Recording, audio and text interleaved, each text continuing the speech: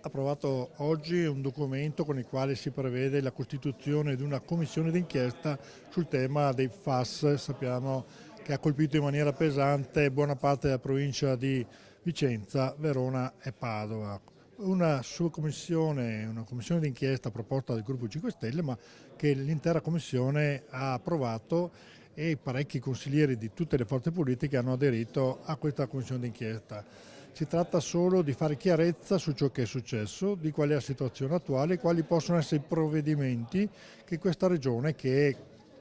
parte lesa in questo caso, può adottare per far sì che le conseguenze di quell'inquinamento possano essere ridotte al minimo possibile. Oggi è un grandissimo risultato per tutti i cittadini veneti, infatti la prima commissione ha votato all'unanimità l'istituzione della commissione d'inchiesta per i PFAS, ovvero l'agente inquinante che va a intossicare, a toccare 350.000 veneti. Questo è un momento di trasparenza, questo è un momento importantissimo perché stiamo parlando di un agente inquinante che è mortale, purtroppo malattie mortali sono proprio dovute a questo e soprattutto vediamo come non ci sia una trasparenza, non ci sia la capacità di dare ai cittadini veneti la sicurezza necessaria per mettere al sicuro famiglia e soprattutto la propria vita. Quindi ancora una volta da parte dei cittadini, noi siamo i primi firmatari, siamo i proponenti e quindi da sempre, da anni combattiamo questa battaglia e anche oggi un altro mattoncino per riuscire a riportare il Veneto dove merita.